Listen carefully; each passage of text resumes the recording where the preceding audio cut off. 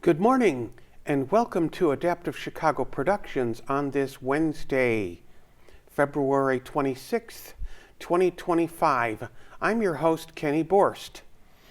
The show today is about the Washington seminar that the National Federation of the Blind does every year, and I do these shows every year, but this year it's going to take a little bit of a different tone due to the fact that the new administration, this was an election year, and the new administration has this nation in a logistical nightmare that we haven't seen in quite a while.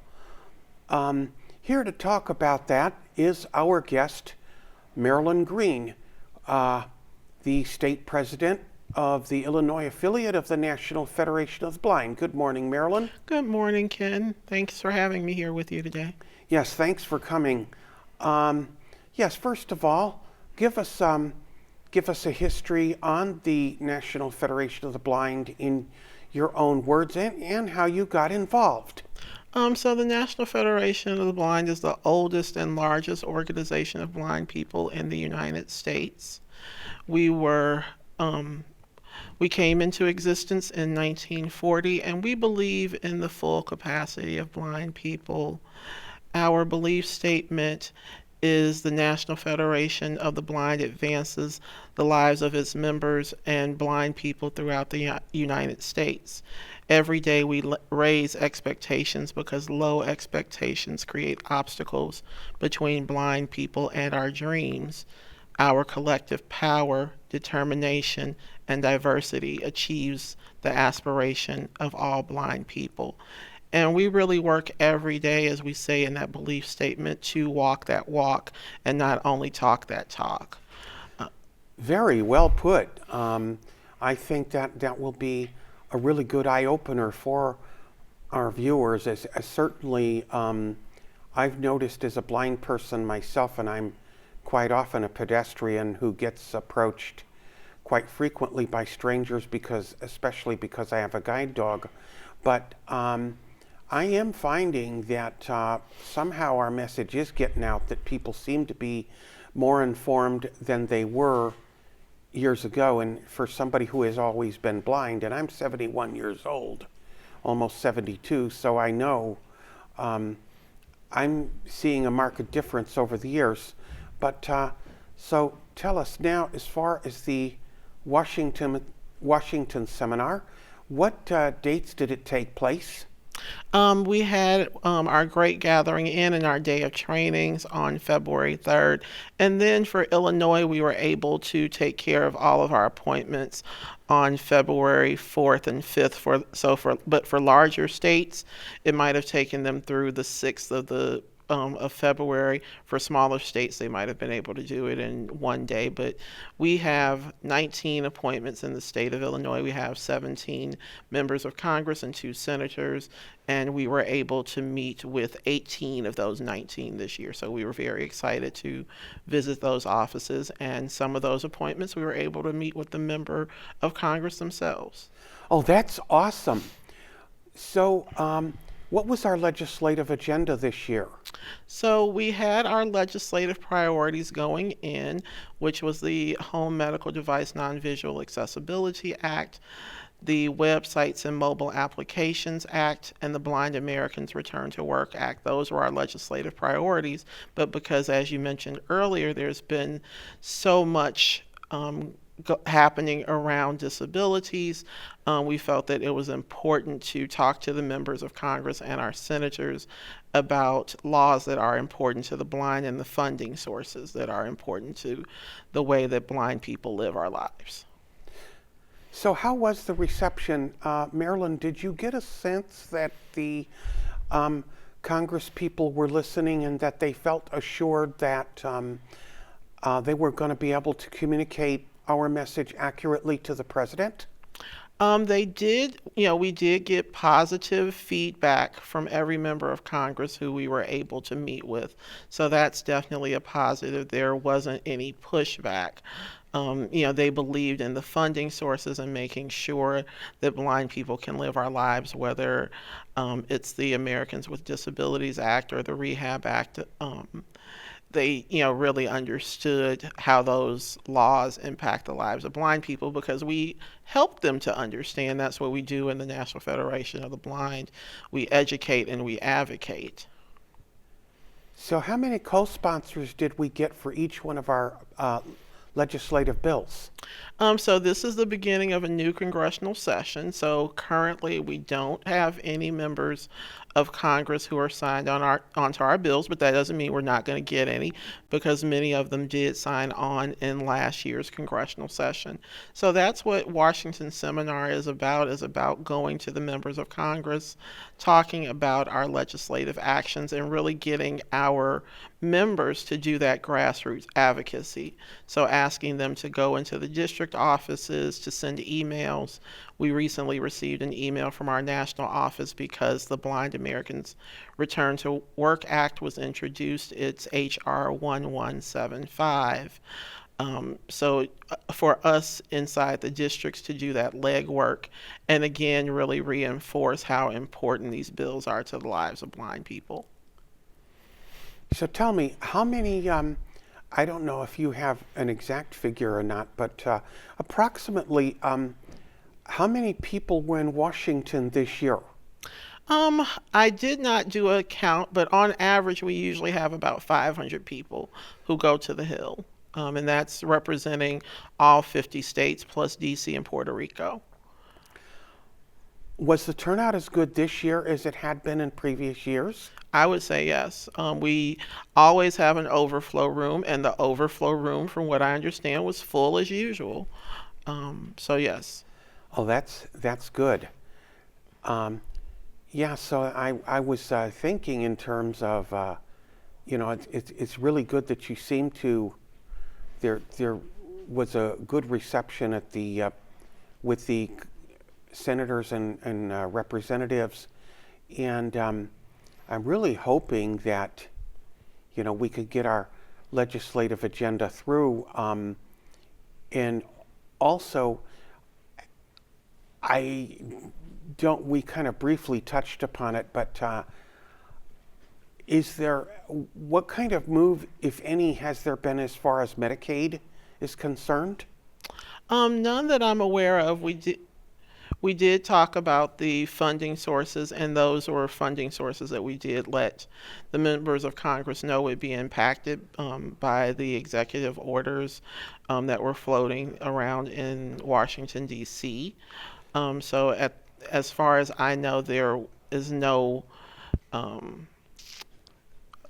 can't think of the word that I'm looking for, but there's no impact currently, but we did want the members of Congress to know if these things do come to your attention, if there is a vote that's taken on the floor, we need you to understand how this impacts the lives of blind people who are your constituents.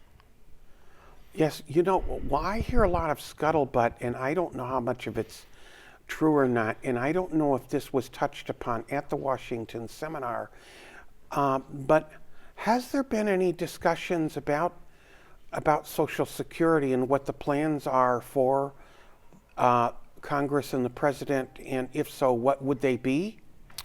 We didn't have any conversation about that at this year's Washington seminar. As I said, we pivoted days before going out to DC, because we just felt to not talk about it was ignoring the elephant in the room, so to speak. Yeah. So we felt that it was important.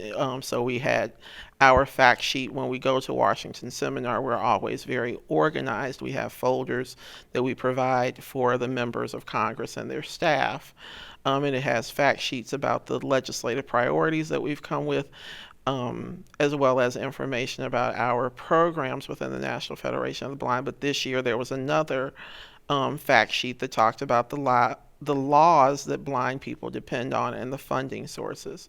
So it was really us as an organization being proactive in letting our members of Congress know that this is the way that I live my life. And we had students who were there who were able to talk about the Rehab Act and how they're able to get services through the state agency to be able to, go to school and potentially, look forward to having a job when they graduate from college.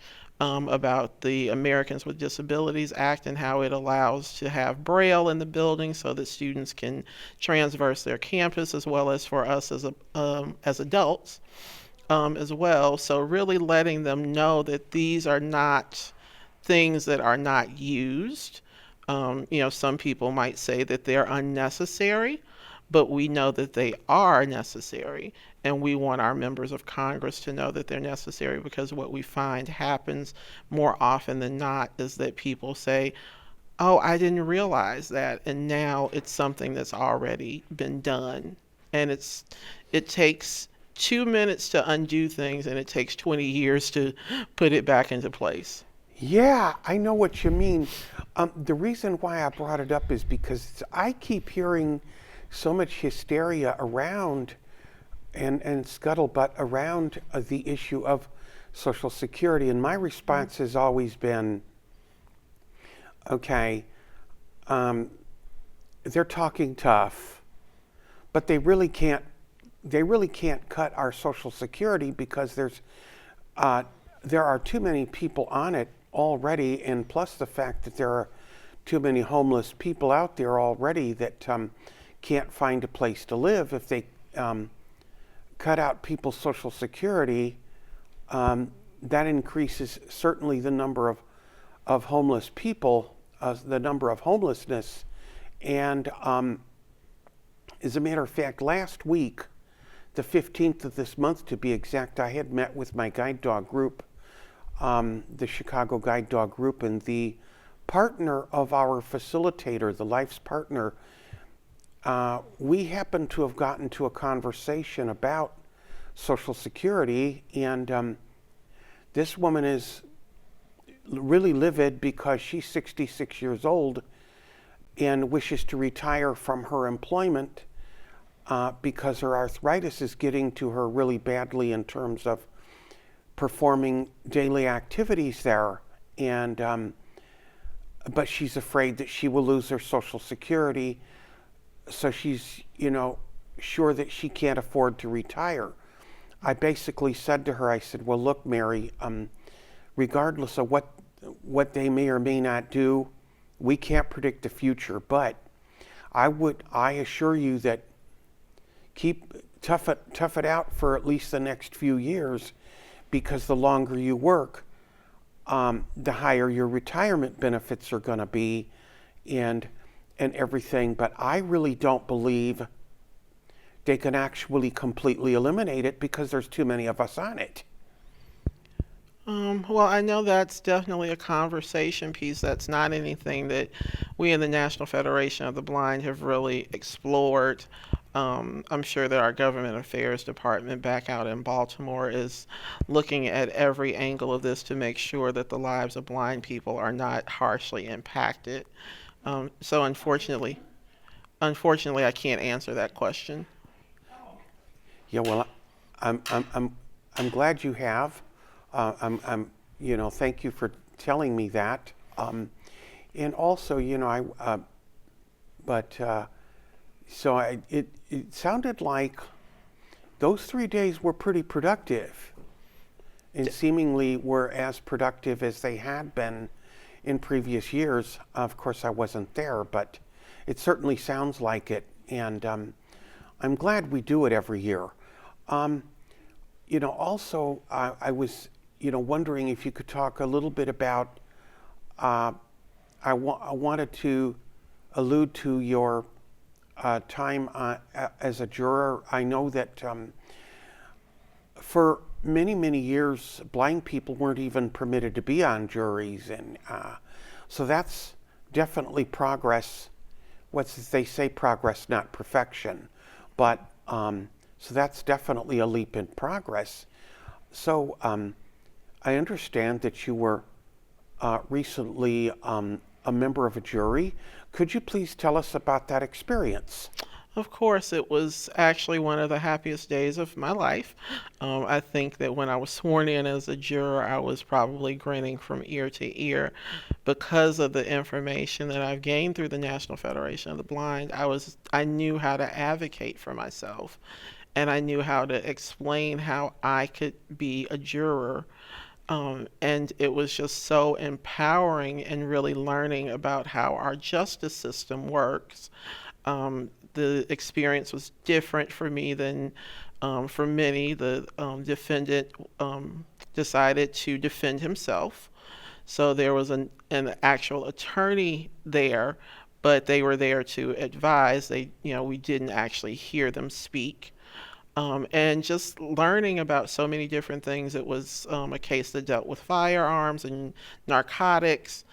So I definitely learned a lot about our justice system, but also a lot about how things happen in the narcotics and firearms arena, as far as dealing with um, dealing with street narcotics. Um, so it was just a very eye-opening experience. The judge, as well as the attorneys, were very open to the idea, but ultimately, I do say that, they were open to the idea, but, I really had to express to them how I could be a juror, talking about the way that I process the information, where the jurors were given notebooks. I was able to use a computer to take my notes. And explaining that to the judge, and explaining that if there was evidence that was going to be brought forth that was visual, that evidence would have to be described for the jury, not only for me. And I thought that the judge really did do a good job at that, and he was open to a conversation after we delivered our verdict, about some of the what I perceived as clunkiness, a lot of the paper that was involved, with the jury instructions and things like that, that really disallowed me to be independent, where everything had to be read to me and for me, where if I had been able to, if it were electronic, I could have accessed that information and not felt as though I was holding up things when I asked, could you repeat what the charge, charge A was, or what charge C was, or, or what the definitions of those different charges are, because I wanted to make sure that I had the best information, because I did have the life of another human being in my hand. Granted, he was not going to be,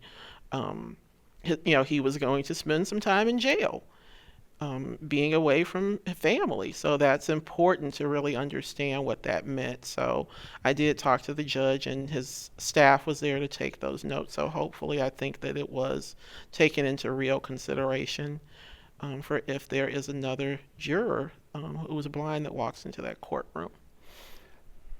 Yeah, so you kind of trailblazed for, blind people for the future.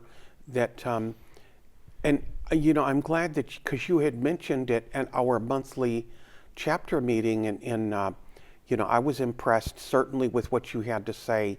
It sounded like you had a very positive and productive experience, and it's great that you had a good rapport with the judge. And I'm certainly praying vehemently that he is able to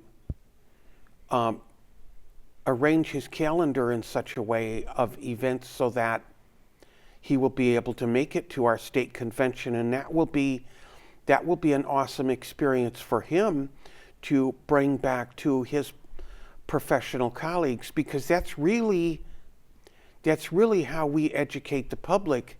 Is, we go through some people to get through other people, because a lot of times it's been my experience that sighted people do extremely poorly with word of mouth explanation, and it really sounds like that they were that glaring exception to the rule. They didn't have a lot of questions, did they?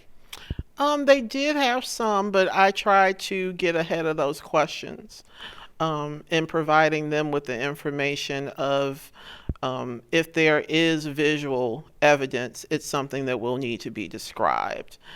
So letting them know that ahead of time, and even when I asked to use my laptop as a reasonable accommodation so that I could take notes, getting ahead of things and letting the judge know that I use screen reader software and that I use an earbud.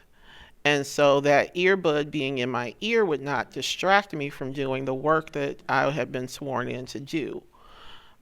So really getting ahead of things, I think, also helped. And they seem to be really amenable to the process, right? Yes, very much so. Yeah, so I wasn't being too presumptuous there. No, not at all. Okay. So, yes, I think that's pretty much, all we have for today. And thank you for coming to Adaptive Chicago Productions and being a guest on the show. I know I certainly inconvenienced you by taking you away from your regularly scheduled work today, but and certainly this place is not exactly strategically located, but we do the best we can with what we have. But for today, thank you from Adaptive Chicago Productions. This is Kenny Borst. Have a good day.